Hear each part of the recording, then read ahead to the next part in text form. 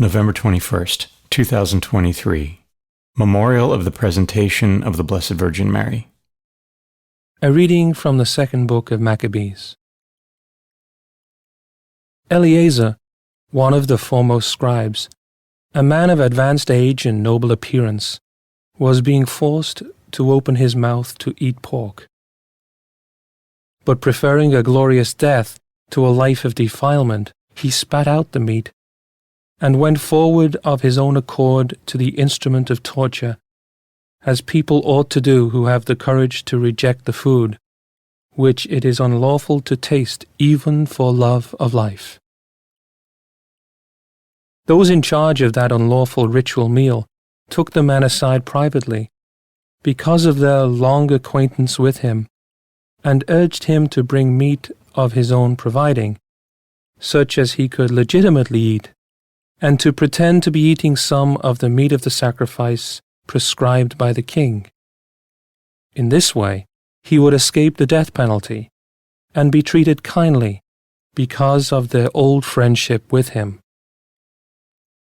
But Eleazar made up his mind in a noble manner, worthy of his years, the dignity of his advanced age, the merited distinction of his grey hair, and of the admirable life he had lived from childhood.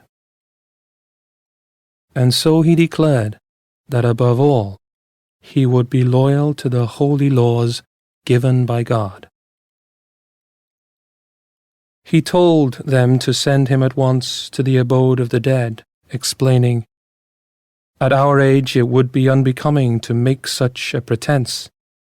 Many young people would think the 90-year-old Eleazar had gone over to an alien religion. Should I thus pretend for the sake of a brief moment of life, they would be led astray by me, while I would bring shame and dishonor on my old age. Even if, for the time being, I avoid the punishment of men, I shall never, whether alive or dead, escape the hands of the Almighty. Therefore, by manfully giving up my life now, I will prove myself worthy of my old age, and I will leave to the young a noble example of how to die willingly and generously for the revered and holy laws." Eleazar spoke thus, and went immediately to the instrument of torture. Those who shortly before had been kindly disposed now became hostile toward him, because what he had said seemed to them utter madness. When he was about to die under the blows, he groaned and said, "The Lord in his holy knowledge knows full well that although I could have escaped death, I am not only enduring terrible pain in my body from this scourging, but also suffering it with joy in my soul, because of my devotion to him." This is how he died, leaving in his death a model of courage and an unforgettable example of virtue, not only for the young, but for the whole nation. The word of the Lord. Thanks be to God. The responsorial psalm. The response is, "The Lord upholds me." O Lord, how many are my adversaries? Many rise up against me. Many are saying of me, "There is no salvation for him in God." The Lord upholds me. But you, O Lord, are my shield, my glory. You lift up my head.